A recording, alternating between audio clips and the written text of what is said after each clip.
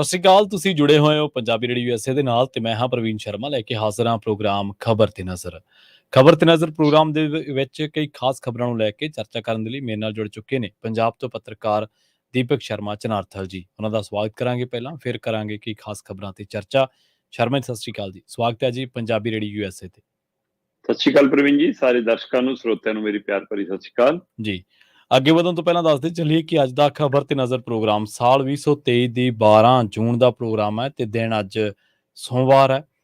Programme ਨੂੰ sponsor ਕਰਦੇ ਨੇ ਖਾਲਸਾ ਇੰਸ਼ੋਰੈਂਸ ਏਜੰਸੀ ਵਾਲੇ, ਜਿਨ੍ਹਾਂ ਤੋਂ ਤੁਸੀਂ ਹਰ ਤਰੀਕੇ ਦੀ ਇੰਸ਼ੋਰੈਂਸ ਲੈ ਸਕਦੇ ਹੋ। ਇੰਸ਼ੋਰੈਂਸ ਬਾਰੇ ਪਤਾ ਕਰਨ ਦੇ ਲਈ ਉਹਨਾਂ ਦਾ ਨੰਬਰ ਹੈ 408-272-2500। ਪਿਛਲੇ 32-33 ਸਾਲਾਂ ਤੋਂ ਇੰਸ਼ੋਰੈਂਸ ਦੇ ਵਿੱਚ ਸ਼ਾਨਦਾਰ ਸੇਵਾਵਾਂ ਦੇ ਰਹੇ ਨੇ ਤੇ ਅਮਰੀਕਾ ਭਰ ਦੇ ਵਿੱਚ ਇੰਸ਼ੋਰੈਂਸ ਦੀਆਂ ਸੇਵਾਵਾਂ ਦਿੰਦੇ ਨੇ। ਅੱਜ ਹੀ ਡਾਇਲ ਕਰੋ 408-272-2500। ਟਰਕੀਆਨਾ ਇਮੀਗ੍ਰੇਸ਼ਨ ਲਾ ਫਰਮ ਵਾਲੇ ਜੇ ਟਰਕੀਆਨਾ ਅਟਾਰਨੀ ਟਰਕੀਆਨਾ ਦੇ ਨਾਲ ਤੁਸੀਂ ਯੂਐਸ ਇਮੀਗ੍ਰੇਸ਼ਨ ਬਾਬਤ ਕੋਈ ਵੀ ਸਲਾਹ ਕਰਨੀ ਹੋ, ਕੋਈ ਸਵਾਲ ਪੁੱਛਣਾ ਹੈ ਤੇ ਉਹਨਾਂ ਦਾ ਨੰਬਰ ਹੈ 415-909-0503।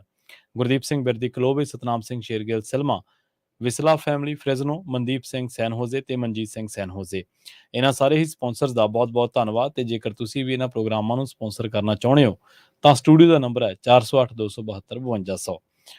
ਪੰਜਾਬੀ ਰੇਡੀਓ ਯੂਐਸਏ ਨੂੰ ਇਸ ਵੇਲੇ ਤੁਸੀਂ AM FM ਸਟੇਸ਼ਨ ਦੇ ਨਾਲ ਨਾਲ ਰੇਡੀਓ ਸੈੱਟ ਤੇ, ਨੈਟ ਤੇ, mobile app, social media platform YouTube ਤੇ ਸੁਣ ਰਹੇ ਹੋ, ਦੇਖ ਰਹੇ ਹੋ। ਸਾਰੇ ਹੀ ਦਰਸ਼ਕਾਂ ਦਾ ਪ੍ਰੋਗਰਾਮ ਦੇ ਵਿੱਚ ਸਵਾਗਤ ਹੈ। ਵੱਧਦੇ ਹਾਂ ਸ਼ਰਮਾ ਜੀ ਖਬਰਾਂ ਦੇ ਵੱਲ। ਕਿਸਾਨਾਂ ਨੇ ਦਿੱਲੀ ਮੱਲੀ ਸੀ ਤੇ ਇੱਕ ਵਾਰ ਫਿਰ ਤੋਂ ਕਿਸਾਨ ਸੜਕ ਤੇ ਨੇ। ਇਸ ਵਾਰੀ ਦਿੱਲੀ ਹਾਈਵੇ ਜਾਮ ਕੀਤਾ, ਪਰ ਦੂਜੇ ਪਾਸੇ ਖਬਰਾਂ ਆ ਰਹੀਆਂ ਨੇ ਕਿ ਸਰਕਾਰ ਵੀ ਅੜੀ ਹੈ। ਮਾਮਲਾ ਹਰਿਆਣੇ ਦੇ ਵਿੱਚ ਸੂਰਜਮੁਖੀ ਦੇ ਮੁਖੀ ਦੀ MSP ਨੂੰ ਲੈ ਕੇ ਹੈ ਤੇ MSP ਦੀ ਖਰੀਦ ਦੀ ਗਰੰਟੀ ਨੂੰ ਲੈ ਕੇ ਹੈ ਜੀ। ਹਾਂ ਬਿਲਕੁਲ ਜੀ, ਮਾਮਲਾ ਖਾਸਾ ਤਣਾਅ ਵਾਲਾ ਬਣਿਆ ਹੋਇਆ। ਇਸ ਮੌਕੇ ਜਦੋਂ ਆਪਾਂ ਇਹ ਗੱਲ ਚਰਚਾ ਕਰ ਰਹੇ ਹਾਂ, ਉਸ ਮੌਕੇ ਵੀ ਹਜ਼ਾਰਾਂ ਦੀ ਗਿਣਤੀ 'ਚ ਕਿਸਾਨ ਕੁਰਕਸ਼ੇਤਰ ਪਿੱਪਲੀ ਵਾਲੇ ਨੈਸ਼ਨਲ ਹਾਈਵੇ ਦੇ ਉੱਤੇ ਦਿੱਲੀ ਨੂੰ ਜਾ ਰਿਹਾ, ਜਿਹੜਾ ਹੈ ਨਾ ਸ਼ੇਰਸ਼ਾਹ ਸੂਰੀ ਮਾਰਗ, ਉਹਦੇ ਉੱਤੇ ਅਜੇ ਵੀ ਨੇ, ਕਿਉਂਕਿ ਰਾਤ ਉਹਨਾਂ ਨੇ ਸਾਰੀ ਰਾਤ ਉਸੇ ਥਾਂ ਤੇ ਕੱਟੀ ਹੈ। ਕੱਲ ਦਿਨ ਪਰ ਇਸ ਗੱਲ ਨੂੰ ਸੀਗਾ ਕਿ ਪਿੱਪਲੀ ਦੀ ਅਨਾਜ ਮੰਡੀ ਦੇ ਵਿੱਚ ਇੱਕ ਵੱਡਾ ਇਕੱਠ ਰੱਖਿਆ ਗਿਆ ਸੀ। ਕਿਸਾਨਾਂ ਵੱਲੋਂ ਮਹਾਂ ਪੰਚਾਇਤ ਰੱਖੀ ਗਈ ਸੀ, ਜਿਹਦੇ ਵਿੱਚ ਪੰਜਾਬ ਦੀਆਂ ਕਿਸਾਨ ਜਥੇਬੰਦੀਆਂ ਦੇ ਨੁਮਾਇੰਦੇ ਵੀ, ਯੂਪੀ ਤੋਂ ਵੀ, ਰਾਜਸਥਾਨ ਤੋਂ ਵੀ ਸਾਰੇ ਜਿਹੜੇ ਆਏ ਸੀ। ਪਰ ਅਗਵਾਈ ਇਹ ਸਾਰੇ ਦੀ ਜਿਹੜਾ ਹਰਿਆਣੇ ਦੀ ਜਥੇਬੰਦੀ ਹੈ ਚੰਡੂਨੀਆਂ ਵਾਲੀ, ਉਹ ਧਿਰ ਕਰ ਰਹੀ ਸੀ। ਤਾਂ ਉਸ ਦੇ ਵਿੱਚ ਵਿਚਾਰਾਂ ਹੋਈਆਂ ਕਿ ਕੀ ਆਪਾਂ ਨੂੰ ਰਾਹ ਰੋਕਣਾ ਚਾਹੀਦਾ, ਕੀ ਸਰਕਾਰ ਨੂੰ ਮੌਕਾ ਦੇਣਾ ਚਾਹੀਦਾ, ਕੀ ਦੁਬਾਰਾ ਗੱਲਬਾਤ ਕਰਨੀ ਚਾਹੀਦੀ ਹੈ। ਇਸ ਦੌਰਾਨ ਸਰਕਾਰੀ ਅਧਿਕਾਰੀ ਵੀ ਲਗਾਤਾਰ ਕਿਸਾਨਾਂ ਨਾਲ ਰਾਬਤੇ 'ਚ ਸੀਗੇ ਤੇ ਉੱਥੇ ਉਹਨਾਂ ਨੇ ਕਿਹਾ ਜੀ ਕਿ ਲਿਆਓ ਜੀ, ਅਸੀਂ ਤੁਹਾਡੀ ਮੁੱਖ ਮੰਤਰੀ ਨਾਲ ਗੱਲ ਕਰਾ ਦਿੰਦੇ ਹਾਂ। ਉਹ ਕਹਿੰਦੇ ਚਲੋ ਜੀ ਕਰਾਓ। ਕਹਿੰਦੇ ਜੀ 5 ਨਾਂ ਦਿਓ। ਕਿਸਾਨਾਂ ਨੇ ਆਪਣੇ 5 ਨਾਂ ਦੇ ਤੇ ਕਿਹਾ 5 ਬੰਦੇ ਕਰਨ ਨੂੰ ਤਿਆਰ ਜੀ। ਫਿਰ ਕਹਿੰਦੇ ਜੀ ਉਹ ਮੁੱਖ ਮੰਤਰੀ ਸਾਹਿਬ ਨਾਲ ਫਲਾਈਟ 'ਚ ਆ ਜੀ, ਹਜੇ ਨਹੀਂ ਮਿਲ ਸਕਦੇ। ਤੇ ਇਸ ਗੱਲ ਤੋਂ ਵੀ ਉੱਥੇ ਤਣਾਅ ਵੱਧ ਗਿਆ। ਫਿਰ ਭੜਕ ਗਏ ਕਿ ਲਓ ਜੀ, ਮੁੱਖ ਮੰਤਰੀ ਤਾਂ ਉੱਡਦੇ ਹੀ ਰਹਿੰਦੇ ਆ, ਮਿਲਦੇ ਕਾਹਦਾ ਲੋਕਾਂ ਨੂੰ। ਤੇ ਫਿਰ ਇਹ ਸਭ ਦੇ ਦਰਮਿਆਨ ਆਇਆ ਜੀ ਕਿ ਠੀਕ ਹੈ, ਤੁਸੀਂ MSP ਦੀ ਗਰੰਟੀ ਦੇ ਦਿਓ। ਅਫਸਰਾਂ ਨੂੰ ਕਿਹਾ ਕਿ ਬਾਕੀ ਗੱਲਾਂ ਆਪਾਂ ਬਾਅਦ ਚੋਂ ਮੇਜ਼ ਤੇ ਵਿਚਾਰ ਲਾਂਗੇ। ਅਫਸਰ ਕਹਿੰਦੇ ਨਾ, ਗਰੰਟੀ ਨਹੀਂ ਅਸੀਂ ਦੇ ਸਕਦੇ MSP ਦੀ ਖਰੀਦ ਤੇ, ਪਰ ਤੁਸੀਂ ਧਰਨਾ ਨਾ ਲਾਓ। ਉਹ ਕਹਿੰਦੇ ਫਿਰ ਕਿਹੜੀ ਗੱਲ ਤੇ ਰੋਕ ਰਹੇ ਹੋ ਸਾਨੂੰ ਤੁਸੀਂ? ਠੀਕ ਹੈ, ਫਿਰ ਧਰਨਾ ਲੱਗੂਗਾ। ਫਿਰ ਬਕਾਇਦਾ ਤੌਰ ਤੇ ਚੰਡੂਨੀ ਗਰੁੱਪ ਵੱਲੋਂ ਸਟੇਜ ਤੋਂ ਐਲਾਨ ਕਰ ਦਿੱਤਾ ਗਿਆ ਕਿ ਸਰਕਾਰ ਮੰਨਣ ਲਈ ਤਿਆਰ ਨਹੀਂ, ਸਰਕਾਰ ਗੱਲਬਾਤ ਕਰਨ ਲਈ ਤਿਆਰ ਨਹੀਂ। ਸੋ ਇਸ ਲਈ ਚਾਹੇ ਉਹ MSP ਵਾਲੀ ਮੰਗ ਸੀ, ਚਾਹੇ ਕਿਸਾਨ ਆਗੂਆਂ ਦੇ ਉੱਤੇ ਸਣੇ ਚੰਡੂਨੀ ਜਿਹੜੇ ਖੜੇ ਹੋਏ ਨੇ ਉਹਨਾਂ ਨੂੰ ਰਿਹਾ ਕਰਨ ਦੀ ਮੰਗ ਸੀ। ਸੋ ਸਰਕਾਰ ਜਦੋਂ ਕਿਸੇ ਗੱਲ ਦੇ ਉੱਤੇ ਮੰਨਣ ਲਈ ਤਿਆਰ ਨਹੀਂ, ਸਰਕਾਰ ਅੜੀ ਰਹੀ ਤੇ ਫਿਰ ਕਿਸਾਨ ਕਹਿੰਦੇ ਹੁਣ ਅਸੀਂ ਤਾਂ ਧਰਨਾ ਲਾਵਾਂਗੇ। ਤੇ ਉਦੋਂ ਸਟੇਜ ਤੋਂ ਜਿੱਦਾਂ ਹੀ ਐਲਾਨ ਹੁੰਦਾ ਤਦੇ ਆਪੋ ਆਪਣੀਆਂ ਧਾਰਿਆਂ ਥੱਲੇ, ਆਪੋ ਆਪਣੇ ਝੰਡਿਆਂ ਥੱਲੇ ਪੂਰਾ ਨੈਸ਼ਨਲ ਹਾਈਵੇ ਜਾਮ ਹੋ ਜਾਂਦਾ। ਸੋ ਬਕਾਇਦਾ ਪੁਲ ਦੇ ਉੱਤੇ ਚੜ੍ਹ ਕੇ ਉਹ ਰਾਹ ਰੋਕ ਦਿੱਤਾ ਜਾਂਦਾ, ਦਿੱਲੀ ਨੂੰ ਜਾਂਦਾ। ਤੇ ਪੁਲਿਸ ਵੀ ਉਹਦੇ ਲਈ ਮਾਨਸਿਕ ਤੌਰ ਤੇ ਇਸ ਵਾਰ ਤਿਆਰ ਸੀ। ਉਹਨਾਂ ਨੇ ਕੋਈ ਲਾਠੀ ਚਾਰਜ ਦੀ ਕੋਸ਼ਿਸ਼ ਨਹੀਂ ਕੀਤੀ, ਕੋਈ ਉਹ ਨਹੀਂ ਕੀਤਾ, ਉਲਟਾ ਬੈਰੀਕੇਡ ਚੱਕ ਲਏ। ਜਦੋਂ ਕਿਸਾਨ ਉਧਰ ਨੂੰ ਵਧੇ, ਉਹਨਾਂ ਨੂੰ ਪਤਾ ਸੀ ਕਿ ਬੈਰੀਕੇਡ ਟੁੱਟਣਗੇ ਵੀ, ਤੇ ਉਹ ਤੋਂ ਬਾਅਦ ਕਿਸਾਨਾਂ ਨੇ ਟਰੈਕਟਰ ਵੀ ਲਾ ਦਿੱਤੇ, ਦਰੀਆਂ ਵੀ ਵਿਛਾ ਲਈਆਂ, ਤੇ ਉਹ ਤੋਂ ਬਾਅਦ ਲੰਗਰ ਵੀ ਉੱਥੇ ਆ ਗਿਆ। ਤੇ ਰਾਤ ਨੂੰ ਫਿਰ ਮਤਲਬ ਕਿ ਉੱਥੇ ਹੀ ਬਿਸਤਰੇ ਲੱਗੇ, ਉੱਥੇ ਹੀ ਸੁੱਤੇ। ਤੇ ਹੁਣ ਸਵੇਰ ਹੋ ਗਈ, ਅਜੇ ਤੱਕ ਕਿਸਾਨ ਉੱਥੇ ਡਟੇ ਨੇ। ਤੇ ਅੱਜ ਦੁਬਾਰਾ SKM ਦੀ ਬੈਠਕ ਦੇ ਵਿੱਚ ਹੁਣ ਅਗਲਾ, ਕਿਉਂਕਿ ਅਲਟੀਮੇਟਮ ਕੱਲ ਰਾਤ 10:30 ਵਜੇ ਤੱਕ ਦਾ ਸੀਗਾ। ਸੋ ਇਸ ਲਈ ਜਦੋਂ 10:30 ਤੱਕ ਵੀ ਕੋਈ ਗੱਲ ਬੂਰ ਨਹੀਂ ਪਈ ਤੇ ਹੁਣ ਸਾਰੀ ਰਾਤ ਉੱਥੇ ਕੱਟ ਲਈ। ਤੇ ਅੱਜ ਸਵੇਰੇ ਹੁਣ 11 ਵਜੇ ਦੁਬਾਰਾ ਬੈਠਕਾਂ ਦਾ ਦੌਰ ਸ਼ੁਰੂ ਹੋਣਾ। ਤੇ ਇਸ ਲਈ ਉਹਦੇ ਵਿੱਚ ਨਵਾਂ ਐਲਾਨ ਆ ਸਕਦਾ ਕਿ ਕੀ ਅਗਲੀ ਸਥਿਤੀ ਕੀ ਹੋਏਗੀ, ਕਿਉਂਕਿ ਖਾਸਾ ਤਣਾਅ ਵਾਲੀ ਸਥਿਤੀ ਹੈ। ਤੇ ਟ੍ਰੈਫਿਕ ਮਤਲਬ ਕਿ ਅੰਬਾਲੇ ਤੋਂ ਅੱਗੇ ਤੋਂ ਜਾ ਕੇ ਕਨਵਰਟ ਕਰ ਦਿੱਤਾ ਗਿਆ। ਉਧਰੋਂ ਆਉਂਦੇ ਹੋਏ ਕੁਰਕਸ਼ੇਤਰ ਤੋਂ ਪਿੱਛੋਂ ਹੀ ਚੇਂਜ ਕਰ ਦਿੱਤੇ ਗਏ ਨੇ ਰੂਟ ਉਹਦੇ। ਪਰ ਪੁਲਿਸ ਵੀ ਸਾਰੀ ਰਾਤ ਸੜਕ ਤੇ ਹੀ ਰਹੀ। ਅਧਿਕਾਰੀ ਵੀ ਉੱਥੇ ਗੱਡੀਆਂ 'ਚ ਮਤਲਬ ਉਂਗਦੇ ਦੇਖੇ ਗਏ। ਤੇ ਜਦੋਂ ਕਿ ਕਿਸਾਨਾਂ ਨੇ ਆਪਣੀ ਸ਼ਾਂਤੀ ਨਾਲ ਆਪਣੀ ਸੜਕ ਤੇ ਆਪਣਾ ਧਰਨਾ ਲਾਇਆ। ਸੋ ਇਸ ਲਈ ਬਕਾਇਦਾ ਤੌਰ ਤੇ ਵੱਡੀ ਗਿਣਤੀ 'ਚ ਪੰਜਾਬ ਦੇ ਕਿਸਾਨ, ਵੱਡੀ ਗਿਣਤੀ ਦੇ ਵਿੱਚ UP ਤੋਂ ਤੇ ਰਾਜਸਥਾਨ ਤੋਂ ਵੀ ਕੁਝ ਕਿਸਾਨ ਪਹੁੰਚੇ ਨੇ। ਪਰ ਖੁੱਲ ਕੇ ਹਰਿਆਣਾ ਸਾਰਾ ਖੜਾ। ਇੱਕ ਤਾਂ ਸੂਰਜਮੁਖੀ ਦਾ ਮਾਮਲਾ, 3000 ਏਕੜ ਤੋਂ ਵੱਧ ਦੀ ਖੇਤਾਂ 'ਚ ਲੱਗੀ ਹੋਈ ਸੂਰਜਮੁਖੀ ਹੈ, ਜਿਹਦੇ ਲੈ ਕੇ ਸਰਕਾਰ, ਤੁਸੀਂ ਪਿਛਲੇ ਦਿਨਾਂ 'ਚ ਦੇਖੋ ਕੇਂਦਰ ਸਰਕਾਰ ਨੇ ਬਕਾਇਦਾ ਭਾਅ ਵਧਾਇਆ ਫਿਰ ਵੀ, ਜੀ। ਤੇ ਤੁਸੀਂ ਉਹਦੇ ਵਿੱਚ ਦਮ ਭਰ ਰਹੇ ਹੋ ਕਿ ਅਸੀਂ ਜੀ ਆਹ ਫਸਲਾਂ ਦੇ ਆਹ ਭਾਅ ਕਰਤੇ। ਉਹ ਭਾਅ ਕਾਹਦੇ ਵਧਾਏ ਜੇ ਚੱਕਣਾ ਹੀ ਨਹੀਂ, ਜੇ ਉਹਦੀ ਖਰੀਦੇ ਨਹੀਂ ਤਾਂ ਇਹ ਕਿਉਂ ਬੇਸ਼ਰਮਪਣਾ ਦਿਖਾਉਂਦੇ ਹੋ ਕਿ ਹਾਂ ਅਸੀਂ ਲਓ ਜੀ ਆਹ ਰੇਟ ਵਧਾਤਾ, ਤੇ ਰੇਟ ਵਧਾ ਕੇ ਗੋਗਾ ਵੀ ਗਾਉਂਦੇ ਹੋ, ਖਬਰਾਂ ਵੀ ਲਵਾਉਂਦੇ ਹੋ, ਇਸ਼ਤਿਹਾਰ ਵੀ ਜਾਰੀ ਕਰਦੇ ਹੋ ਕਿ ਇੰਨਾ ਚੋਖਾ ਵਾਧਾ ਕੀਤਾ ਜੀ, ਸਾਡੀ ਸਰਕਾਰ ਦੇ ਸਮੇਂ ਹੋਇਆ ਹੀ ਨਹੀਂ ਕਦੇ। ਤਾਂ ਆ ਮੂੰਗੀ ਤਾਂ ਅਸੀਂ ਦੇਖੋ ਦੁੱਗਣੀ ਵਰਗੀ ਉਹ ਕਰਤੀ ਜੀ, ਆ ਸੂਰਜਮੁਖੀ 'ਚ ਵੀ ਵਾਧਾ ਕਰਤਾ, ਕਣਕ 'ਚ ਵੀ ਵਾਧਾ ਕਰਤਾ, ਪਰ ਅਸੀਂ ਖਰੀਦਾਂਗੇ ਨਹੀਂ MSP ਤੇ। ਫਿਰ ਉਹ MSP ਐਲਾਨ ਦਾ ਇਹੀ ਮੰਗ ਦਿੱਲੀ ਚੱਲਦੇ ਅੰਦੋਲਨ ਦੌਰਾਨ ਸੀ ਜੀ ਕਿ ਭਾਈ MSP ਤੇ ਗਰੰਟੀ ਨਹੀਂ ਮੰਗਦੇ, MSP ਤੇ ਖਰੀਦ ਮੰਗਦੇ ਆ। ਸੋ ਇਸ ਲਈ ਇਹ ਉਸੇ ਪਹਿਲੂ ਤੇ ਖੜਾ ਹੈ। ਸੋ ਮੁੱਖ ਮੰਗ MSP ਤੇ ਖਰੀਦ ਦੀ ਹੈ, ਉਹ ਜਿਹੜੇ ਕਿਸਾਨਾਂ ਨੂੰ ਗ੍ਰਿਫਤਾਰ ਕੀਤਾ ਗਿਆ ਉਹਨਾਂ ਦੀ ਰਿਹਾਈ ਦੀ ਹੈ। ਸੋ ਇਸ ਲਈ ਇਹ ਧਰਨਾ ਵੱਡਾ ਵੀ ਬਣ ਸਕਦਾ ਜੇਕਰ ਸਰਕਾਰ ਨੇ ਸਮਾਂ ਰਹਿੰਦੇ ਗੌਰ ਨਾ ਕੀਤਾ। ਸੋ ਅੱਜ ਇਹਦਾ ਕਿਹੜਾ ਰੁਖ ਆਏਗਾ ਦੇਖਣ ਵਾਲੀ ਗੱਲ ਹੋਏਗੀ। ਕੱਲ ਪਤਾ ਲੱਗ ਰਿਹਾ ਕਿ ਅਫਸਰਸ਼ਾਹੀ ਨੇ ਸਰਕਾਰ ਨੂੰ ਸੁਨੇਹਾ ਦਿੱਤਾ ਕਿ ਜੀ ਇਹ ਅੰਦੋਲਨ ਵੱਡਾ ਬਣ ਸਕਦਾ, ਜਿਹੋ ਜਿਹੀਆਂ ਸਾਨੂੰ ਪਿੰਡਾਂ 'ਚੋਂ ਤਿਆਰੀਆਂ ਦੀ ਪਤਾ ਲੱਗ ਰਿਹਾ ਕਿ ਪਿੰਡ ਵਾਲੇ ਲੋਕ ਫਿਰ ਦੁਬਾਰਾ ਤਿਆਰ ਨੇ ਕਿ ਜੇ ਲੋੜ ਪਏ ਅਸੀਂ ਦੁਬਾਰਾ ਆਵਾਂਗੇ। ਔਰ ਹੁਣ ਇਹ ਇੱਕ ਚੰਗੀ ਪਹਿਲਕਦਮੀ ਹੋਈ ਹੈ ਕਿ ਕਿਸੇ ਜ਼ਿਲ੍ਹੇ ਦਾ ਮਾਮਲਾ ਹੋਵੇ ਤਾਂ ਸੂਬਾ ਸਾਰਾ ਹੀ ਨਹੀਂ ਨਿਕਲਦਾ, ਗਵਾਂਢੀ ਸੂਬੇ ਵੀ ਨਿਕਲਣ ਲੱਗੇ ਜੀ। ਅੱਗੇ ਜਿਹੜੀ ਧਿਰ ਧਰਨਾ ਲਾਉਂਦੀ ਸੀ ਸਿਰਫ ਉਹੀ ਧਿਰ ਰਹਿ ਜਾਂਦੀ ਸੀ। ਸੋ ਹੁਣ ਇਹ ਹੈ ਕਿ ਭਾਈ ਜਿਹੜੀ ਧਿਰ ਲਾ ਰਹੀ ਹੈ ਅਗਵਾਈ ਉਹ ਕਰੂ, ਬਾਕੀ ਅਸੀਂ ਨਾਲ ਖੜੇ ਹਾਂ। ਸੋ ਇੱਕ ਦੂਜੇ ਦੇ ਨਾਲ ਆਉਣ ਦੀ ਕਵਾਇਦ ਨੇ ਇਹ ਇੱਕ ਤਾਕਤ ਵਧਾ ਦਿੱਤੀ ਹੈ ਤੇ ਸਰਕਾਰਾਂ ਨੂੰ ਸੋਚਣ ਲਈ ਮਜਬੂਰ ਹੋਣਾ ਪਿਆ। ਸੋ ਇਸ ਲਈ ਅੱਜ ਇਹ ਗੱਲ ਕਿਸੇ ਤਰ੍ਹਾਂ ਪੱਥਰ ਲੱਗਣ ਦੀ ਆਸ ਹੈਗੀ ਆ। ਫਿਰ ਵੀ ਹਾਂਜੀ ਬਿਲਕੁਲ। ਤੇ ਜਿਹੜਾ ਤੁਸੀਂ ਅਫਸਰਸ਼ਾਹੀ ਵਾਲਾ ਪੱਖ ਛੋਇਆ, ਪਤਾ ਸਰਕਾਰਾਂ ਨੂੰ ਵੀ ਸਾਰਾ ਹੁੰਦਾ ਜੀ, ਇੰਟੈਲੀਜੈਂਸ ਦੀ ਇਨਪੁਟ ਹੁੰਦੀ ਹੈ ਤੇ ਪਤਾ ਅਫਸਰਸ਼ਾਹੀ ਨੂੰ ਵੀ ਸਾਰਾ ਹੀ ਹੁੰਦਾ, ਪਰ ਦੌੜ ਇੱਥੋਂ ਤੱਕ ਹੁੰਦੀ ਹੈ ਵੀ ਕਿਵੇਂ ਨਾ ਕਿਵੇਂ ਕਿਸੇ ਵੀ ਮੁਹਿੰਮ, ਕਿਸੇ ਵੀ ਸੰਘਰਸ਼ ਨੂੰ ਉਸ ਦੇ ਮੁਕਾਮ ਤੇ ਜਾਣ ਤੋਂ ਪਹਿਲਾਂ ਰੋਕ ਲਿਆ ਜਾਵੇ। ਬਿਲਕੁਲ ਵੋਟਾਂ ਦਾ ਸਮਾਂ, ਸਰਕਾਰ ਨੂੰ ਡੈਮੇਜ ਕੰਟਰੋਲ ਦਾ ਵੀ ਪਤਾ ਹੈ ਕਿ ਡੈਮੇਜ ਕਿੰਨਾ ਕੁ ਹੋ ਸਕਦਾ ਤੇ ਕੰਟਰੋਲ ਕਿੰਨਾ ਕੁ ਹੋਊਗਾ। ਇੱਕ ਪਾਸੇ ਭਲਵਾਨਾਂ ਵਾਲਾ ਮਸਲਾ ਤੇ ਉਹਦੇ ਤੇ ਖਾਪ ਪੰਚਾਇਤਾਂ ਦੀ ਸਰਗਰਮੀਆਂ, ਤੇ ਦੂਜੇ ਪਾਸੇ ਕਿਸਾਨੀ ਦਾ ਮਸਲਾ। ਕਿਸਾਨੀ ਤੇ ਭਲਵਾਨੀ ਦੋਨੇ ਹੀ ਸੜਕ ਤੇ ਨੇ ਅਸਲ ਦੇ ਵਿੱਚ, ਹਰਿਆਣੇ ਦੇ ਵਿੱਚ ਖਾਸ ਕਰਕੇ। ਹਰਿਆਣੇ ਦੀ ਰਾਜਨੀਤੀ ਇਸ ਤੋਂ ਕਿੰਨਾ ਪ੍ਰਭਾਵਿਤ ਹੁੰਦੀ ਹੈ, ਵੋਟਾਂ 'ਚ ਭਾਜਪਾ ਨੂੰ ਇਹਦਾ ਕਿੰਨਾ ਖਮਿਆਜ਼ਾ ਭੁਗਤਣਾ ਪੈਂਦਾ, ਇਹ ਹਲੇ ਵੱਡੇ ਸਵਾਲ ਨੇ ਤੇ ਭਵਿੱਖ ਦੇ ਗਰਭ ਦੇ ਵਿੱਚ ਨੇ। ਆਪਾਂ ਗੱਲ ਕਰੀਏ ਆਮ ਆਦਮੀ ਪਾਰਟੀ ਦੀ। ਸ਼ਰਮਾ ਜੀ, ਆਮ ਆਦਮੀ ਪਾਰਟੀ ਦੇ ਵਿੱਚ 7 ਨਵੇਂ ਅਹੁਦੇਦਾਰ ਐਲਾਨੇ ਆ, ਜਿਨ੍ਹਾਂ ਦੇ ਵਿੱਚੋਂ 6 MLA ਹੈ। ਤੇ ਘੁਸਰ-ਮੁਸਰ ਸੋਸ਼ਲ ਮੀਡੀਆ ਤੇ ਇਹ ਹੋ ਰਹੀ ਸੀ ਵੀ ਕਹਿੰਦੇ ਵਲੰਟੀਅਰਾਂ ਨੂੰ ਥੋੜ੍ਹਿਆਂ ਨੂੰ ਪੁੱਛਿਆ ਗਿਆ, ਸਾਰਿਆਂ ਨੂੰ ਨਹੀਂ ਪੁੱਛਿਆ ਗਿਆ। ਕੀ ਵਾਕਈ ਕਿਸੇ ਨੂੰ ਪੁੱਛਿਆ ਜਾਂ ਫਿਰ ਇਹ ਉੱਧਰੋਂ ਹੀ ਚਿੱਠੀਆਂ ਹੋ ਗਈਆਂ ਰਿਲੀਜ਼? ਇਹ ਵਲੰਟੀਅਰਾਂ ਤੋਂ ਪੁੱਛਿਆ ਹੀ ਨਹੀਂ ਗਿਆ ਜੀ, ਥੋੜਾ ਬਹੁਤ ਵੀ ਨਹੀਂ ਪੁੱਛਿਆ ਗਿਆ ਜੀ। ਹੁਕਮ ਤਾਂ ਉੱਪਰੋਂ ਆਉਂਦੇ ਨੇ। ਸੋ ਇਹਦੇ 4 ਪਹਿਲੂ ਨੇ ਪ੍ਰਵੀਨ ਜੀ ਇਸ ਖਬਰ ਦੇ। ਠੀਕ ਹੈ ਜੀ। ਪਹਿਲਾ ਪਹਿਲੂ ਇਹ ਕਿ ਲੰਮੇ ਸਮੇਂ ਤੋਂ ਇਹ ਸੰਗਠਨ ਦੀ ਮੰਗ ਸੀ ਆਮ ਆਦਮੀ ਪਾਰਟੀ ਦੇ ਅੰਦਰ ਕਿ ਭਾਈ ਜਿਹੜੇ ਪ੍ਰਧਾਨ ਸੀਗੇ ਉਹ ਮੁੱਖ ਮੰਤਰੀ ਬਣ ਗਏ ਤੇ ਬਾਕੀ ਢਾਂਚੇ ਦਾ ਪਤਾ ਹੀ ਨਹੀਂ ਕਿਸੇ ਨੂੰ। ਸੋ ਇਸ ਲਈ ਬਕਾਇਦਾ ਤੌਰ ਤੇ ਇੱਕ ਪਾਰਟੀ ਦੇ ਢਾਂਚੇ ਦੇ ਲਈ ਪਹਿਲਾਂ ਮੁੱਢਲੀ ਟੀਮ ਬਣਾਈ ਜਾਵੇ ਤਾਂ ਕਿ ਉਹ ਅੱਗੇ ਉਹਦਾ ਸੰਚਾਰ ਕਰ ਸਕੇ। ਚਲੋ ਸਰਕਾਰ ਬਣਨ ਦੇ 1.5 ਸਾਲ ਦੇ ਵਕਫੇ ਚ ਹੁਣ 1.25 ਸਾਲ ਟੱਪਣ ਤੋਂ ਬਾਅਦ ਇਹ ਰੂਪ ਸਾਹਮਣੇ ਆਇਆ ਕਿ ਭਾਈ ਮੁੱਖ ਧਿਰ ਦੇ ਵਿੱਚ 6 ਅਹੁਦੇਦਾਰ ਤੇ ਯੂਥ ਦਾ ਇੱਕ ਪ੍ਰਧਾਨ ਐਲਾਨਿਆ। ਸੋ ਇਸ ਲਈ ਇਹ ਪਾਰਟੀ ਪੱਧਰ ਤੇ ਕੀਤਾ ਗਿਆ ਇੱਕ ਫੇਰ ਬਦਲ ਕਹਿ ਲਈਏ, ਇੱਕ ਨਵੀਂ ਰੂਪਰੇਖਾ ਕਹਿ ਲਈਏ, ਇੱਕ ਪੁੱਟੀ ਗਈ ਡਿੰਗ ਹੈ ਜਿਹਦੇ ਚ ਬਕਾਇਦਾ ਤੌਰ ਤੇ ਇੱਕ ਤਜਰਬੇਕਾਰ ਵਿਅਕਤੀ ਨੂੰ, ਸੂਝਵਾਨ ਵਿਅਕਤੀ ਨੂੰ, ਸਿਆਣੇ ਤੇ ਜਿਹਦੇ ਪਰ ਪੰਜਾਬ ਉਮੀਦ ਕਰਦਾ, ਖਾਸ ਕਰ ਪਾਰਟੀ ਜੀ ਤੋਂ ਖਾਸੀਆਂ ਆਸਾਂ ਰੱਖਦੀ ਹੈ, ਉਹ ਪ੍ਰਿੰਸੀਪਲ ਬੁੱਧਰਾਮ ਹੋਰਾਂ ਨੂੰ ਬਕਾਇਦਾ ਤੌਰ ਤੇ ਕਾਰਜਕਾਰੀ ਪ੍ਰਧਾਨ ਬਣਾਇਆ ਗਿਆ। ਇਹਦਾ ਮਤਲਬ ਅਜੇ ਪ੍ਰਧਾਨ ਭਗਵੰਤ ਮਾਨ ਬਣੇ ਰਹਿਣਗੇ। ਇਹ ਤੋਂ ਇਹ ਸਪਸ਼ਟ ਹੈ ਮਤਲਬ ਕਿ ਉਹਨਾਂ ਦੀ ਪ੍ਰਧਾਨਗੀ ਤੋਂ ਅਸਤੀਫਾ ਲੈਣ ਦੀ ਲੋੜ ਨਹੀਂ, ਤੁਸੀਂ ਕਾਰਜਕਾਰੀ ਪ੍ਰਧਾਨ ਨਾਲ ਲਾਤਾ। ਸੋ ਇਸ ਲਈ ਕਾਰਜਕਾਰੀ ਪ੍ਰਧਾਨ ਵਜੋਂ ਪ੍ਰਿੰਸੀਪਲ ਬੁੱਧਰਾਮ। ਇਹਦੇ ਤਾਂ ਮਤਲਬ ਇਹ ਹੈ ਕਿ ਪ੍ਰਿੰਸੀਪਲ ਬੁੱਧਰਾਮ ਨੂੰ ਪ੍ਰਧਾਨ ਬਣਨ ਦਾ ਮਤਲਬ ਕਿ ਹੁਣ ਭਾਈ MLA ਹੋਣ ਦੇ ਨਾਲ ਨਾਲ ਤੁਸੀਂ ਹੁਣ ਮੰਤਰੀਸ਼ਿਪ ਨਾ ਮੰਗਿਓ ਜੀ। ਮੰਤਰੀ ਵਾਲਾ ਭੁੱਜੋ, ਜਿਹੜਾ ਕਿ ਮੁੱਖ ਦਾਅਵਾ ਮੰਨਿਆ ਜਾਂਦਾ ਸੀ ਪ੍ਰਿੰਸੀਪਲ ਬੁੱਧਰਾਮ ਦਾ ਪਹਿਲੀ ਵਾਰ ਤੋਂ ਹੀ ਭਗਵੰਤ ਮਾਨ ਦੇ ਸਹੁੰ ਚੁੱਕਣ ਦੇ ਨਾਲ ਹੀ ਮੰਨਿਆ ਜਾਂਦਾ ਕਿ ਉਸ ਕੈਬਨਿਟ 'ਚ ਤਾਂ ਪੱਕਾ ਹੀ ਹੋਊਗਾ। ਦੂਜੀ ਵਾਰ ਹੋਇਆ ਫਿਰ ਬਦਲ ਕੇ ਹੁਣ ਤਾਂ ਪੱਕਾ ਹੀ ਹੋਊਗਾ, ਤੀਜੀ ਵਾਰ ਹੋਇਆ ਹੁਣ ਤਾਂ ਹੋ ਜਾਊਗਾ, ਚੌਥੀ ਵਾਰ ਹੋਇਆ ਸ਼ਾਇਦ ਇਸ ਵਾਰ ਪ੍ਰਿੰਸੀਪਲ ਬੁੱਧਰਾਮ ਪੱਕੇ ਬਣਨਗੇ, 4 ਵਾਰ ਨਹੀਂ ਬਣੇ ਤੇ ਪਰ ਹੁਣ ਚਲੋ ਪ੍ਰਧਾਨ ਬਣਾ ਕੇ ਉਹਨਾਂ ਨੂੰ ਚੁੱਪ ਕਰਾ ਲਿਆ ਜਾਂ ਸੱਚਮੁੱਚ ਇਸ ਦੀ ਕਮਾਂਡ ਸੌਂਪ ਦਿੱਤੀ ਹੈ। ਇਹ ਵੀ ਇੱਕ ਪਹਿਲੂ ਹੈ। ਤੇ ਉਹਨਾਂ ਦੇ ਨਾਲ ਉਹਨਾਂ ਦੇ 5 ਅਹੁਦੇਦਾਰ ਹੋਰ ਲਾਏ ਨੇ, ਜਿਨ੍ਹਾਂ ਚੋਂ 4 ਉਹਨਾਂ ਨੇ ਮੀਤ ਪ੍ਰਧਾਨ ਲਾਏ ਨੇ, ਇੱਕ ਉਹਨਾਂ ਜਨਰਲ ਸੈਕਟਰੀ ਲਾਇਆ। ਚਾਰੋਂ ਦੇ ਚਾਰੋਂ ਮੀਤ ਪ੍ਰਧਾਨ ਵੀ MLA ਨੇ। ਠੀਕ ਹੈ ਜੀ। ਤੇ ਇੱਕ ਜਿਹੜਾ ਸੈਕਟਰੀ ਹੈ ਸਿਰਫ ਉਹ ਹੈ ਜਨਰਲ ਸੈਕਟਰੀ ਜਿਹੜੇ ਕਿ ਚੋਣ ਲੜੇ ਸੀ ਪਰ MLA ਨਹੀਂ ਬਣ ਸਕੇ, ਇਸ ਨੂੰ ਜਨਰਲ ਸੈਕਟਰੀ ਬਣਾਇਆ। ਤੇ ਇੱਕ ਇਹਨੂੰ ਯੂਥ ਦਾ ਪ੍ਰਧਾਨ ਐਲਾਨਿਆ, 7ਵਾਂ ਇੱਕ ਅਹੁਦੇਦਾਰ ਹੋਰ ਉਹ ਯੂਥ ਦਾ ਪ੍ਰਧਾਨ, ਉਹ ਵੀ MLA। ਸੋ ਇਸ ਲਈ ਇੱਕ ਪਹਿਲੂ ਤਾਂ ਇਹ ਹੈ ਜੀ ਇਸ ਖਬਰ ਦਾ ਕਿ ਬਕਾਇਦਾ ਤੌਰ ਤੇ ਐਲਾਨ ਹੋ ਗਿਆ ਸੰਗਠਨ ਦਾ ਜੀ। ਉਹਦੇ ਵਿੱਚ ਪ੍ਰਿੰਸੀਪਲ ਬੁੱਧਰਾਮ ਹੋਰਾਂ ਨੂੰ ਪ੍ਰਧਾਨ, ਹੈ ਨਾ, ਜਸਵੀਰ ਸਿੰਘ ਰਾਜਾ ਗਿੱਲ ਹੋਰੀ ਮੀਤ ਪ੍ਰਧਾਨ, ਹੈ ਨਾ, ਜਗਦੀਪ ਸਿੰਘ ਕਾਕਾ ਬਰਾੜ ਮੀਤ ਪ੍ਰਧਾਨ, ਤਰਨਪ੍ਰੀਤ ਸਿੰਘ ਸੌਂਦ ਮੀਤ ਪ੍ਰਧਾਨ, ਇਸੇ ਤਰ੍ਹਾਂ ਅਮਨ ਸ਼ੇਰ ਸਿੰਘ ਕਲਸੀ ਮੀਤ ਪ੍ਰਧਾਨ, ਹੈ ਨਾ, ਤੇ ਇਸ ਤੋਂ ਬਾਅਦ ਜਗਰੂਪ ਸਿੰਘ ਸੇਖਵਾਂ ਸਕੱਤਰ, ਜਨਰਲ ਸਕੱਤਰ। ਸੋ ਇਹ ਤਾਂ ਹੈਗੇ ਜਿਹੜੇ ਮੁੱਖ ਅਹੁਦੇਦਾਰ ਐਲਾਨੇ ਗਏ ਨੇ ਪ੍ਰਿੰਸੀਪਲ ਬੁੱਧਰਾਮ ਦੇ ਨਾਲ। ਉਸ ਤੋਂ ਬਾਅਦ ਦਵਿੰਦਰਜੀਤ ਸਿੰਘ ਲਾਡੀ ਢੋਸ ਜਿਨ੍ਹਾਂ ਨੂੰ ਯੂਥ ਦਾ ਪ੍ਰਧਾਨ ਐਲਾਨਿਆ ਗਿਆ। ਸੋ ਇੱਕ ਖਬਰ ਤਾਂ ਇਹ ਹੈ। ਹੁਣ ਦੂਜੀ ਖਬਰ ਇਹਦੇ ਵਿੱਚ ਇਹ ਹੈ ਕਿ ਐਮਐਲਏ ਨੂੰ ਕਿਉਂ, ਤੁਸੀਂ ਕਹਿੰਦੇ ਵਰਕਰਾਂ ਨੂੰ ਪੁੱਛਿਆ ਹੀ ਨਹੀਂ। ਮੈਂ ਕਹਿੰਦਾ ਜੇ ਵਰਕਰਾਂ ਨੂੰ ਪੁੱਛਿਆ ਵੀ ਹੈ ਤਾਂ ਵਰਕਰ ਹੈ ਕਿੱਥੇ?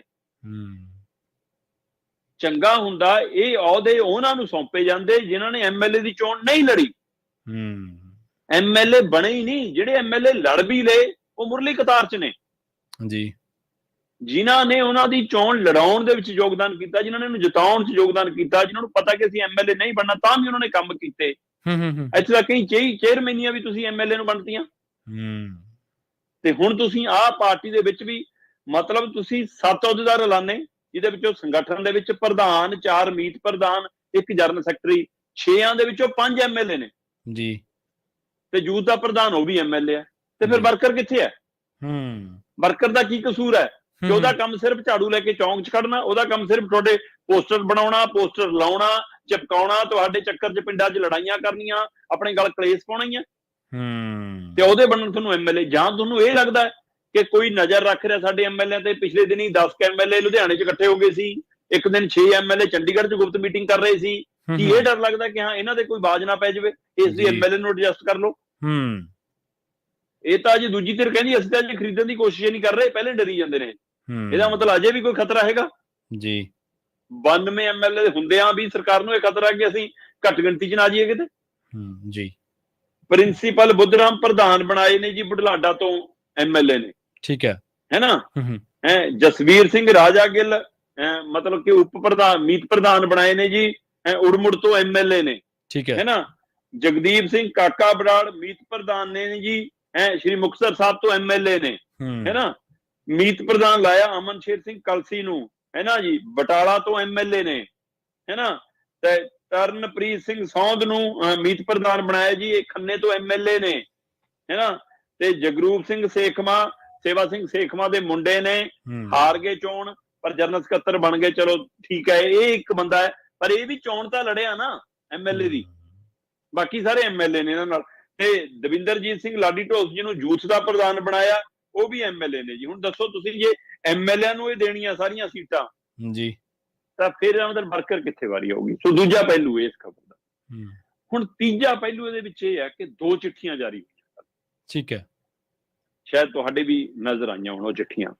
ਬਕਾਇਦਾ ਪਾਰਟੀ ਦਾ ਚਿੰਨ੍ਹ ਲੱਗਿਆ, ਪਾਰਟੀ ਦਾ ਨਾਂ ਲਿਖਿਆ, ਉਹਦੇ ਪਰ ਅਹੁਦਾ ਲਿਖਿਆ, ਥੱਲੇ ਦਸਤਖਤ ਨੇ। ਪਰ ਇਹ ਚਿੱਠੀਆਂ ਦੇ 2 ਰੂਪ ਕਿਉਂ ਨੇ ਜੀ? ਪਹਿਲੀ ਚਿੱਠੀ ਸਿਰਫ ਪ੍ਰਿੰਸੀਪਲ ਬੁੱਧਰਾਮ ਦੇ ਨਾਂ ਤੇ ਜਾਰੀ ਹੁੰਦੀ ਹੈ ਕਿ ਪ੍ਰਿੰਸੀਪਲ ਬੁੱਧਰਾਮ ਨੂੰ ਕਾਰਜਕਾਰੀ ਪ੍ਰਧਾਨ ਲਾਇਆ ਜਾਂਦਾ ਹੈ। ਉੱਪਰ ਲੋਗੋ ਵੀ ਹੈਗਾ, ਪਾਰਟੀ ਦਾ ਚੋਣ ਨਿਸ਼ਾਨ ਝੰਡਾ ਵੀ ਲੱਗਿਆ ਹੈ, ਅੰਗਰੇਜ਼ੀ ਸਾਰਾ ਕੁਝ ਲਿਖਿਆ ਹੈ, ਤੇ ਥੱਲੇ ਮਤਲਬ ਕਿ ਉਹਦੇ ਬਾਅਦ ਤਰੀਕ ਦੇ ਸਾਹਮਣੇ ਸੰਦੀਪ ਪਾਠਕ ਮੈਂਬਰ ਪਾਰਲੀਮੈਂਟ, ਜਿਵੇਂ ਉਹਨਾਂ ਦੇ ਲੈਟਰ ਪੈਡ ਦੇ ਉੱਤੇ ਹੁਕਮ ਜਾਰੀ ਹੋਇਆ ਹੋਵੇ। ਪਾਰਟੀ ਦੇ ਜੋ ਨੈਸ਼ਨਲ ਅਹੁਦੇਦਾਰ ਨੇ ਜੀ, ਨੇ ਜੀ, ਉਹਨਾਂ ਦੇ ਹੁਕਮਾਂ ਦੇ ਥੱਲੇ ਪ੍ਰਿੰਸੀਪਲ ਬੁੱਧਰਾਮ ਦੀ 2 ਲਾਈਨਾਂ ਲਿਖ ਕੇ ਉਹਨਾਂ ਨੂੰ ਕਾਰਜਕਾਰੀ ਪ੍ਰਧਾਨ ਬਣਾਉਣ ਦਾ ਐਲਾਨ ਹੁੰਦਾ ਹੈ, ਤੇ ਥੱਲੇ ਬਕਾਇਦਾ ਸੰਦੀਪ ਪਾਠਕ ਦੇ ਦਸਤਖਤ ਨੇ, ਠੀਕ ਹੈ। ਹੁਣ ਇਹ ਚਿੱਠੀ ਹੈਗੀ ਹੈ ਜਿਹੜੀ ਲੈਟਰ ਪੈਡ ਲੱਗ ਰਹੀ ਹੈ ਸੰਦੀਪ ਪਾਠਕ ਦਾ, ਕਿਉਂਕਿ ਉੱਥੇ ਪਾਰਟੀ ਦਾ ਕੋਈ ਰੈਫਰੈਂਸ ਨੰਬਰ ਨਹੀਂ, ਕੋਈ ਰਜਿਸਟਰਡ ਨੰਬਰ ਨਹੀਂ, ਕੋਈ ਉਹਨੂੰ ਮਤਲਬ ਕਿ ਉਹ ਨੰਬਰ ਲਾ ਕੇ ਉਹਨੂੰ ਕਰਕੇ ਨਹੀਂ ਜਾਰੀ ਕੀਤਾ ਗਿਆ, ਤੇ ਥੱਲੇ ਦਸਤਖਤ ਸਿਰਫ ਸੰਦੀਪ ਪਾਠਕ ਨੇ, ਤੇ ਉੱਪਰ ਲਿਖਿਆ ਵਾ ਸੰਦੀਪ ਪਾਠਕ MP। ਤੇ ਦੂਜੀ ਚਿੱਠੀ ਜਿਹਦੇ ਵਿੱਚ 4 ਮੀਤ ਪ੍ਰਧਾਨ ਨੇ, 1 ਜਨਰਲ ਸਕੱਤਰ ਤੇ 1 ਯੂਥ ਦਾ ਪ੍ਰਧਾਨ, ਉਹਨਾਂ 6 ਜਣਿਆਂ ਦੀ ਐਲਾਨੀ ਗਈ। ਉਹਦੇ ਵਿੱਚ ਪ੍ਰਵੀਨ ਜੀ ਬਕਾਇਦਾ ਤੌਰ ਦੇ ਉੱਪਰ ਰੈਫਰੈਂਸ ਨੰਬਰ ਹੈ, ਠੀਕ ਹੈ। ਉੱਥੇ ਜਿੱਥੇ MP ਲਿਖਿਆ ਹੋਇਆ ਸੀ ਸੰਦੀਪ ਪਾਠਕ, ਉਹਦੀ ਥਾਂ ਤੇ ਰੈਫਰੈਂਸ ਨੰਬਰ ਲੱਗਿਆ ਹੋਇਆ, ਤੇ ਥੱਲੇ ਜਾ ਕੇ ਦਸਤਖਤ ਸੰਦੀਪ ਪਾਠਕ ਦੇ ਵੀ ਨੇ, ਭਗਵੰਤ ਮਾਨ ਦੇ ਵੀ ਨੇ, ਉੱਥੇ 2 ਦਸਤਖਤ ਨੇ ਜੀ। ਕੀ ਪ੍ਰਿੰਸੀਪਲ ਬੁੱਧਰਾਮ ਨੂੰ ਕਾਰਜਕਾਰੀ ਪ੍ਰਧਾਨ ਬਣਾਉਣ ਲਈ ਵੀ ਸਹਿਮਤ ਨਹੀਂ ਹੈਗੇ? ਦਾ ਮਤਲਬ ਭਗਵੰਤ ਮਾਨ ਕੇ ਦਸਤਖਤ ਨਹੀਂ ਹੋਏ, ਤੇ ਉਸ ਚਿੱਠੀ ਦੇ ਰੈਫਰੈਂਸ ਨੰਬਰ ਨਹੀਂਗਾ ਜੀ। ਸੰਦੀਪ ਪਾਠਕ ਦੇ ਦਸਤਖਤ ਥੱਲੇ ਉਹਦੇ ਨਾਂ ਥੱਲੇ ਜਾਰੀ ਹੋਈ, ਕਿਉਂ ਨਹੀਂ ਉਹ ਬਕਾਇਦਾ ਤੌਰ ਦੇ ਉੱਤੇ ਦੋਵਾਂ ਦੇ ਨਾਂ ਤੇ ਦਸਤਖਤ, ਜੇ ਉਹ ਚਿੱਠੀ 5-6 ਜਣਿਆਂ ਦੀ ਇਕੱਠੀ ਆ ਸਕਦੀ ਇੱਕੋ ਤਰੀਕ ਨੂੰ ਇੱਕੋ ਸਮੇਂ, ਤਾਂ ਉਹਦੇ ਵਿੱਚ ਵੀ ਸਭ ਤੋਂ ਉੱਪਰ ਬੁੱਧ ਰਾਮ ਦਾ ਨਾਂ ਲਿਖ ਕੇ ਕਿਉਂ ਨਹੀਂ ਇਕੱਠੀ ਇੱਕੋ ਜਾਰੀ ਕਰਤੀ? ਤੇ ਇੱਕ ਦੇ ਵਿੱਚ ਦਸਤਖਤ ਹੋਣਾ ਮਤਲਬ ਇਹਨਾਂ 6 ਅਹੁਦੇਦਾਰਾਂ ਨੂੰ ਤਾਂ ਮੈਂ ਸਹਿਮਤ ਹਾਂ, ਮੈਂ ਤਾਂ ਦਸਤਖਤ ਕਰ ਰਿਹਾ, ਬੁੱਧ ਰਾਮ ਵਾਲੇ 'ਚ ਮੈਂ ਸਹਿਮਤ ਨਹੀਂ ਇਸ ਲਈ। ਦੂਜਾ, ਇਹ ਤੋਂ ਇਹ ਸਪਸ਼ਟ ਹੋ ਗਿਆ ਕਿ ਚਿੱਠੀ ਤਾਂ ਦਿੱਲੀ ਤੋਂ ਹੀ ਆਈ ਆ ਭਾਈ, ਚਾਹੇ ਪਹਿਲੀ ਆ ਚਾਹੇ ਦੂਜੀ ਆ, ਭਗਵੰਤ ਮਾਨ ਜੀ ਦਾ ਦਸਤਖਤ ਨੇ। ਪਰ ਇਹਦੇ ਵਿੱਚ ਚੌਥਾ ਪਹਿਲੂ ਹੋਰ ਹੈ ਇੱਕ ਪ੍ਰਵੀਨ ਜੀ, ਉਹ ਹੈ ਜੀ ਕਿੱਥੇ ਗਈ ਮਾਂ ਬੋਲੀ ਪੰਜਾਬੀ? ਬਿਲਕੁਲ ਸਹੀ, ਬਿਲਕੁਲ। ਸਰਕਾਰੀ ਫੈਸਲਾ ਹੁੰਦਾ ਹੈ ਪਿਛਲੇ ਦਿਨਾਂ ਦੇ ਵਿੱਚ 4 ਦਿਨ ਪਹਿਲਾਂ ਕੈਬਨਿਟ ਦੇ ਵਿਸਤਾਰ ਦਾ, ਹਾਂਜੀ, ਸਰਕਾਰੀ ਫੈਸਲਾ ਵੀ ਅੰਗਰੇਜ਼ੀ ਚ ਆਉਂਦਾ ਹੈ ਤੇ ਉਹਦੇ ਪਰ ਦਸਤਖਤ ਨੇ ਮੁੱਖ ਮੰਤਰੀ ਸਾਹਿਬ ਦੇ। ਪਾਰਟੀ ਦਾ ਹੁਣੇ ਫੈਸਲਾ ਚੰਦ ਦਿਨਾਂ ਬਾਅਦ ਅਹੁਦੇਦਾਰਾਂ ਦੀ ਵੰਡ ਦਾ ਆਉਂਦਾ ਹੈ, 2 ਚਿੱਠੀਆਂ ਇੱਕੋ ਦਿਨ ਇੱਕੋ ਤਰੀਕ ਇੱਕੋ ਸਮੇਂ ਆਉਂਦੀਆਂ ਤੇ ਉਹ ਦੋਏ ਚਿੱਠੀਆਂ ਅੰਗਰੇਜ਼ੀ ਚ ਆਉਂਦੀਆਂ, ਜਿਨ੍ਹਾਂ ਚੋਂ ਇੱਕ ਦੇ ਉੱਤੇ ਮੌਜੂਦਾ ਦੌਰ ਚ ਆਮ ਆਦਮੀ ਪਾਰਟੀ ਦੇ ਪ੍ਰਧਾਨ ਤੇ ਪੰਜਾਬ ਦੇ ਮੁੱਖ ਮੰਤਰੀ ਭਗਵੰਤ ਮਾਨ ਦੇ ਦਸਤਖਤ ਨੇ, ਤੇ ਦੂਜੀ ਅਗਰ ਕਹਿ ਲਓ ਕਿ ਦਿੱਲੀ ਤੋਂ ਆਈ ਸੰਦੀਪ ਪਾਠਕ ਦੀ, ਪਰ ਦੂਜੀ ਚ ਤਾਂ ਤੁਸੀਂ ਕਿਤੇ ਨੇ ਇੱਕ ਤੇ ਦਸਤਖਤ ਜੀ, ਤੇ ਤੁਸੀਂ ਦਸਤਖਤ ਕਰਨ ਲੱਗਿਆ ਕਿਉਂ ਨਹੀਂ ਕਿਹਾ ਕਿ ਭਾਈ ਬਸ ਕਰੋ? ਮੈਂ ਤਾਂ ਲੋਕਾਂ ਨੂੰ ਕਿਹਾ ਹੋਇਆ ਕਿ ਸਰਕਾਰੀ ਕੰਮ ਪੰਜਾਬੀ ਚ ਹੋਊਗਾ, ਸਾਡੀ ਪਾਰਟੀ ਪੰਜਾਬੀ ਚ ਕੰਮ ਕਰੂਗੀ, ਸਰਕਾਰੀ ਚਿੱਠੀਆਂ ਵੀ ਮੇਰੇ ਤੋਂ ਅੰਗਰੇਜ਼ੀ ਜਾਰੀ ਕਰਾਈ ਜਾਂਦੇ ਹੋ ਮੰਤਰੀਆਂ ਦੇ, ਹੈ ਨਾ, ਤੇ ਆਹ ਪਾਰਟੀ ਦੀਆਂ ਚਿੱਠੀਆਂ ਵੀ ਮੇਰੇ ਤੋਂ ਦਸਤਖਤ ਤੁਸੀਂ ਅੰਗਰੇਜ਼ੀ ਕਰਾਈ ਜਾਂਦੇ ਹੋ, ਮੈਂ ਨਹੀਂ ਕਰਦਾ, ਪੰਜਾਬੀ ਚ ਲਿਖ ਲਿਆਓ ਜੀ। ਉਹ ਬੜੇ ਭੱਤੇ ਫੰਡ ਮਿਲਦੇ ਨੇ, ਜੇ ਟੀਮ ਕੋਲ ਨਹੀਂ ਹੈਗਾ ਬੰਦਾ ਪੰਜਾਬੀ ਵਾਲਾ ਤਾਂ ਪੰਜਾਬ ਤੋਂ ਲਿਜਾ ਕੇ ਰੱਖ ਲਓ। ਦਿੱਲੀ ਵਾਲੇ ਕਿੰਨੇ ਲਿਆ ਕੇ ਪੰਜਾਬ ਚ ਐਡਜਸਟ ਕੀਤੇ ਨੇ, ਇੱਕ ਪੰਜਾਬ ਵਾਲੇ ਨੂੰ ਦਿੱਲੀ ਐਡਜਸਟ ਕਰ ਲਓ ਜੀ। ਬਿਲਕੁਲ, ਜੇ ਉੱਥੋਂ ਹੀ ਚਿੱਠੀਆਂ ਭੇਜਣੀਆਂ, ਨਹੀਂ ਫਿਰ ਜੇ ਇੱਥੋਂ ਹੀ ਮੋਹਰ ਲਵਾਉਣੀ ਤਾਂ ਉੱਥੋਂ ਭੇਜ ਦਿਆ ਕਰੋ, ਇੱਥੋਂ ਅਨੁਵਾਦ ਹੋ ਕੇ ਚੱਲ ਜਾ ਕਰੂਗੀ ਜੀ। ਤੁਹਾਡੇ ਪ੍ਰੈਸ ਨੋਟ ਵੀ ਤਾਂ ਅਨੁਵਾਦ ਕਰ ਕਰਕੇ ਭੇਜਦੇ ਨੇ ਸਰਕਾਰੀ ਅਧਿਕਾਰੀ ਜੀ ਜੀ। ਸੋ ਇਸ ਲਈ ਜਿਹੜੇ ਕਹਿੰਦੇ ਨੇ ਆ ਪੰਜਾਬ 'ਚ ਬੋਰਡ ਪੰਜਾਬੀ 'ਚ ਲੱਗ ਗਏ, ਆ ਤਖਤੀਆਂ ਪੰਜਾਬੀ 'ਚ ਲੱਗ ਗਈਆਂ, ਸਰਕਾਰੀ ਦਫ਼ਤਰਾਂ 'ਚ ਕੰਮ ਪੰਜਾਬੀ 'ਚ ਹੋਣ ਲੱਗ ਗਿਆ, ਆ ਉਹਨਾਂ ਦਾ ਹਸ਼ਰ ਹੈ। ਚੰਦ ਦਿਨਾਂ 'ਚ 2 ਚਿੱਠੀਆਂ, 2 ਹੁਕਮ, ਇੱਕ ਪਾਰਟੀ ਦਾ ਤੇ ਇੱਕ ਸਰਕਾਰ ਦਾ, ਇੱਕੋ ਪਾਰਟੀ ਦੀ ਸਰਕਾਰ ਹੈ, ਉਸੇ ਪਾਰਟੀ ਦੇ ਅਹੁਦੇਦਾਰ ਨੇ, ਉਸੇ ਪਾਰਟੀ ਦੇ ਸਰਕਾਰ 'ਚ ਮੁੱਖ ਮੰਤਰੀ ਨੇ ਤੇ ਮੰਤਰੀ ਨੇ, ਤੇ ਚਿੱਠੀਆਂ ਅੰਗਰੇਜ਼ੀ 'ਚ ਆਉਂਦੀਆਂ ਨੇ। ਆਹ ਮਾਂ ਬੋਲੀ ਨਾ ਮੋਹ ਇਹਨਾਂ ਨੂੰ ਜੀ। ਜਿਹੜੀ ਆਪਾਂ ਅਗਲੀ ਖਬਰ ਦੇ ਵੱਲ ਵਧਣ ਜਾ ਰਹੇ ਹਾਂ ਨਾ ਸ਼ਰਮਾ ਜੀ, ਗੱਲ ਉਹ ਵੀ ਜਾ ਕੇ ਕਿਤੇ ਨਾ ਕਿਤੇ ਪੰਜਾਬ ਸਰਕਾਰ ਨਾਲ ਹੀ ਜੁੜਦੀ, ਕਿਤੇ ਨਾ ਕਿਤੇ ਸਾਰਗੀ ਵੀ ਜੁੜਦੀ ਆ। ਇੱਕ ਪਾਸੇ ਦਿੱਲੀ ਦੇ ਵਿੱਚ ਭਾਸ਼ਣ ਹੋ ਰਿਹਾ ਸੀਗਾ ਰਾਜਾਂ ਦੇ ਅਖਤਿਆਰਾਂ ਨੂੰ ਲੈ ਕੇ, ਤੇ ਭਗਵੰਤ ਮਾਨ ਬੜੇ ਤਾਬੜਤੋੜ ਉੱਥੇ ਹੱਲੇ ਬੋਲਦੇ ਨਜ਼ਰ ਆਏ ਕੇਂਦਰ ਸਰਕਾਰ ਤੇ, ਦੂਜੇ ਪਾਸੇ ਹੱਲੇ ਇੱਧਰ ਵੀ ਬੋਲੇ ਜਾ ਰਹੇ ਸੀ, ਪਰ ਇੱਧਰਲੇ ਪਾਸੇ ਦੂਜੀ ਪਾਰਟੀ ਬੋਲ ਰਹੀ ਸੀ। ਰਾਜਪਾਲ ਸਾਹਿਬ ਕਹਿੰਦੇ ਵੀ ਭਗਵੰਤ ਮਾਨ ਤਾਂ ਸੁਪਰੀਮ ਕੋਰਟ ਦੀ ਵੀ ਨਹੀਂ ਸੁਣਦੇ, ਹੁਣ ਕਹਿੰਦੇ ਵੀ ਮੁੱਖ ਮੰਤਰੀ ਤੇ ਰਾਜਪਾਲ ਦੇ ਵਿਚਾਲੇ ਇੱਕ ਵਾਰ ਮੁੜ ਤੋਂ ਸ਼ਬਦ ਦੀ ਜੰਗ ਛਿੜ ਗਈ ਹੈ ਜੀ। ਬਿਲਕੁਲ ਜੀ, ਇਹ ਜੰਗ ਲੰਬੇ ਸਮੇਂ ਤੋਂ ਜਾਰੀ ਹੈ ਜੀ। ਜਿਸ ਦਿਨ ਤੋਂ ਪੰਜਾਬ 'ਚ ਆਮ ਆਦਮੀ ਪਾਰਟੀ ਦੀ ਸਰਕਾਰ ਬਣੀ ਹੈ ਤਦ ਤੋਂ ਇਹ ਜੰਗ ਜਾਰੀ ਹੈ, ਔਰ ਮਤਲਬ ਕਿ ਪੰਜਾਬ ਵਾਸੀਆਂ ਨੂੰ ਹੁਣ ਤੱਕ ਇਹੀ ਨਹੀਂ ਸਮਝ ਆ ਰਿਹਾ ਕਿ ਸਾਡਾ ਮੁੱਖ ਮੰਤਰੀ ਕੌਣ ਹੈ। ਕੀ ਸਾਡਾ ਮੁੱਖ ਮੰਤਰੀ ਜਿਹਨੂੰ ਅਸੀਂ ਚੁਣਿਆ, ਉਹਨਾਂ ਚੁਣੇ ਐਮਐਲਏਆਂ 'ਚੋਂ ਜਿਹਨੂੰ ਬਣਾਇਆ ਗਿਆ ਭਗਵੰਤ ਮਾਨ ਜੀ ਨੇ ਜੀ, ਜਾਂ ਸਾਡਾ ਮੁੱਖ ਮੰਤਰੀ ਰਾਘਵ ਚੱਡਾ ਜਿਹੜਾ ਮੁੱਖ ਮੰਤਰੀ ਦੇ ਬੈਠਿਆਂ ਵੀ ਅਫਸਰਾਂ ਤੋਂ ਚਿੱਠੀਆਂ ਲੈ ਕੇ ਪੁੱਛਦਾ ਜਨਤਕ ਸਮਾਗਮਾਂ 'ਚ ਤੇ ਅੰਦਰ ਕਮਰਿਆਂ 'ਚ ਤਾਂ ਕੀ ਹੁੰਦਾ ਹੋਊਗਾ, ਜਾਂ ਸਾਡਾ ਮੁੱਖ ਮੰਤਰੀ ਉਹ ਹੈ ਜਿਹੜਾ ਕਹਿੰਦਾ ਕਿ ਮੇਰੀ ਅਗਵਾਈ ਦੇ ਵਿੱਚ ਯੋਗਾ ਕੈਂਪ ਲੱਗੂਗਾ ਕਿ ਤੇ ਤੁਹਾਡੇ ਵਾਲਾ ਐਲਾਨਿਆ ਹੋਇਆ ਮੁੱਖ ਮੰਤਰੀ ਵੀ ਨਾਲ ਹੋਊਗਾ ਮੇਰੇ, ਕੇਜਰੀਵਾਲ ਹੈ। ਜਾਂ ਪੰਜਾਬ ਨੂੰ ਇਹ ਲੱਗਦਾ ਕਿ ਪੰਜਾਬ ਦਾ ਮੁੱਖ ਮੰਤਰੀ ਆ ਪੁਰੋਹਿਤ ਹੈ ਜਿਹੜਾ ਬੀਜੇਪੀ ਨੇ ਆਪਣਾ ਨੁਮਾਇੰਦਾ ਇੱਥੇ ਬਤੌਰ ਰਾਜਪਾਲ ਬਿਠਾਇਆ ਉਹ ਹੈ, ਸੋ ਪੰਜਾਬ ਨੂੰ 4 ਮੁੱਖ ਮੰਤਰੀ ਮਿਲ ਗਏ ਜੀ। ਬਿਲਕੁਲ, ਜਾਂ ਪੰਜਾਬ ਨੂੰ 4 ਦੇ ਰੂਪ 'ਚ ਕੋਈ ਵੀ ਅਜੇ ਮੁੱਖ ਮੰਤਰੀ ਵਜੋਂ ਨਹੀਂ ਸਪਸ਼ਟ ਮਿਲ ਰਿਹਾ, ਕੀ ਇਹਦਾ ਮਤਲਬ ਹੈ? ਸੋ ਨਿੱਤ ਦਿਨ ਤੁਸੀਂ ਵਿਰੋਧੀਆਂ ਨਾਲ ਵੀ ਉਲਝ ਰਹੇ ਹੋ, ਤੁਸੀਂ ਆਪਸ 'ਚ ਵੀ ਉਲਝ ਰਹੇ ਹੋ, ਤੁਸੀਂ ਦਿੱਲੀ ਨਾਲ ਵੀ ਉਲਝੇ ਹੋ, ਤੁਸੀਂ ਸੈਂਟਰ ਨਾਲ ਵੀ ਉਲਝੇ ਹੋ, ਤੁਸੀਂ ਰਾਜਪਾਲ ਨਾਲ ਵੀ ਉਲਝੇ ਹੋ, ਕਿਹਨੂੰ ਖਾਮੀ ਮੰਨੀਏ? ਜਾਂ ਕੇਂਦਰ ਇਹੀ ਜਿਹੀਆਂ ਧੱਕੇਸ਼ਾਹੀਆਂ ਤੇ ਆ ਗਿਆ, ਭਾਜਪਾ ਇਹੀ ਜਿਹੀ ਗਿਰਾਵਟ ਤੇ ਆ ਗਈ ਕਿ ਉਹ ਰਾਜਪਾਲ ਨੂੰ ਕਹਿ ਕੇ ਰੱਖਦੀ ਹੈ ਕਿ ਉੱਥੇ ਦੱਬ ਕੇ ਰੱਖੋ ਜਿੱਥੇ ਸਾਡੀ ਸਰਕਾਰ ਨਹੀਂ ਹੈ। ਇਹ 'ਚ ਕੋਈ ਦੋਸ਼ ਰਾਏ ਨਹੀਂ ਪ੍ਰਵੀਨ ਜੀ ਕਿ ਜਿੱਥੇ ਜਿੱਥੇ ਬੀਜੇਪੀ ਦੀ ਸਰਕਾਰ ਨਹੀਂ ਆ ਉੱਥੇ 2 ਮੁੱਖ ਮੰਤਰੀ ਹੈਗੇ ਹੀ ਹੈਗੇ ਨੇ ਜੀ। ਇੱਕ ਮੁੱਖ ਮੰਤਰੀ ਉਹ ਜਿਹੜਾ ਉਸ ਸੂਬੇ ਨੇ ਜਿਹੜੀ ਪਾਰਟੀ ਨੂੰ ਜਿਤਾ ਕੇ ਭੇਜਿਆ ਉਹਦਾ, ਤੇ ਦੂਜਾ ਉਹ ਜਿਹੜਾ ਤੁਸੀਂ ਰਾਜਪਾਲ ਦੇ ਰੂਪ 'ਚ ਉੱਥੇ ਬਿਠਾਇਆ ਕੇਂਦਰ ਨੇ ਭਾਜਪਾ ਨੇ। ਤੇ ਪਰ ਪੰਜਾਬ ਦੇ ਗੱਲ ਤਾਂ 4 ਪੈ ਗਏ ਜੀ, ਤੇ ਪੰਜਾਬ ਦੇ ਮੁੱਦੇ ਤੇ ਗੱਲ ਨਹੀਂ ਪੰਜਾਬ ਦੇ। ਹੁਣ ਦਿੱਲੀ ਜੋ ਗਾ ਕੇ ਆਏ, ਭਾਸ਼ਣਬਾਜ਼ੀ ਕਰਕੇ ਆਏ, ਜਿਹੜੀ ਤੋਹਮਤਬਾਜ਼ੀ ਕਰਕੇ ਆਏ, ਜੋ ਇੱਕ ਦੂਏ ਤੇ ਸ਼ਬਦੀ ਲਾਂਛਣ ਲਾ ਕੇ ਆਏ, ਮੈਨੂੰ ਨਹੀਂ ਪਤਾ ਕਿ ਇਹ ਸਿੱਧੂ ਵਾਲੀ ਨਾਲੋਂ ਕਿਹੜੀ ਮਰਿਆਦਾ ਵੱਖਰੀ ਆ। ਜਿਹੜਾ ਸਿੱਧੂ ਨੇ ਭੰਗ ਕੀਤੀ ਸੀ ਉਹ ਭੰਗ ਨਹੀਂ ਹੋਈ ਕੱਲ, ਠੀਕ ਆ। ਸੋ ਇੱਕੋ ਸਾਰ ਦਾ ਵਰਤਾਰਾ ਜੀ।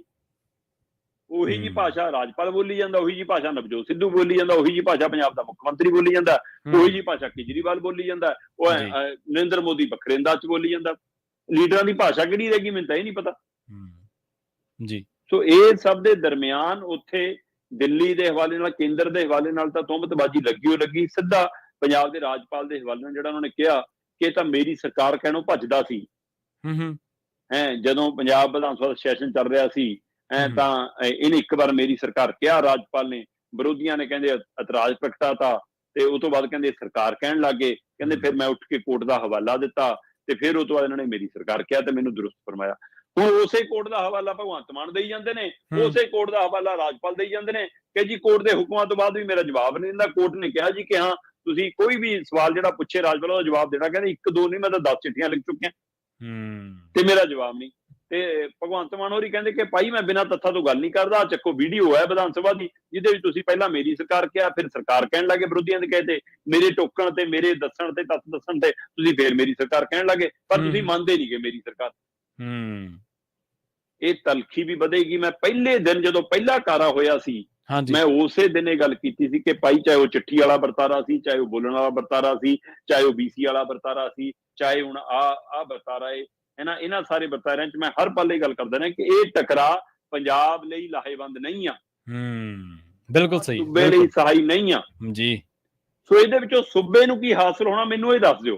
ਤੁਹਾਡੀ ਇਹ ਟਵੀਟਬਾਜ਼ੀ ਚੋਂ, ਤੁਹਾਡੀ ਇਹ ਭਾਸ਼ਣਬਾਜ਼ੀ ਚੋਂ, ਤੁਹਾਡੇ ਬੋਲਾਂ ਚੋਂ ਪੰਜਾਬ ਨੂੰ ਕੀ ਹਾਸਲ ਹੋ ਰਿਹਾ? ਪੰਜਾਬ ਦਾ ਕਿਹੜਾ ਮਸਲਾ ਹੱਲ ਹੋ ਰਿਹਾ?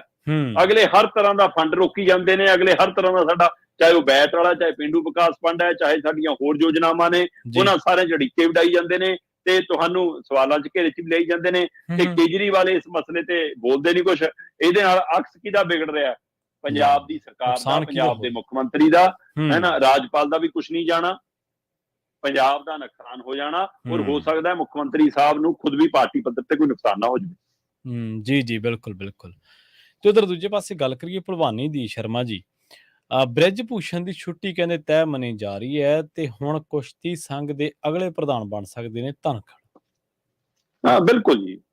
ਵੈਸੇ ਤਾਂ ਰਾਜ ਠਾਕਰ ਨਾਲ ਜਦੋਂ ਬੈਠਕ ਹੋਈ ਸੀ ਤਾਂ ਉਹਦੇ ਵਿੱਚ ਤੈਅ ਹੋਇਆ ਸੀਗਾ ਕਿ ਅਸੀਂ 30 ਤਰੀਕ ਤੱਕ ਸਾਰਾ ਕੁਝ ਨਿਬੇੜ ਦਾਂਗੇ, 30 ਜੂਨ ਤੱਕ। 15 ਜੂਨ ਤੱਕ ਉਹਨਾਂ ਨੇ ਕਿਹਾ ਸੀਗਾ ਕਿ 15 ਜੂਨ ਤੱਕ ਆਉਂਦੇ ਬਕਾਇਦਾ ਤੌਰ ਤੇ ਚਾਰਜ ਸ਼ੀਟ ਵੀ ਸਾਹਮਣੇ ਆ ਜੂਗੀ, ਕਾਰਵਾਈ ਵੀ ਸਾਹਮਣੇ ਆ ਜੂਗੀ, ਰਿਪੋਰਟ ਵੀ ਸਾਹਮਣੇ ਆ ਜੂਗੀ, ਸਾਰਾ ਕੁਝ ਹੋ ਜੂਗਾ।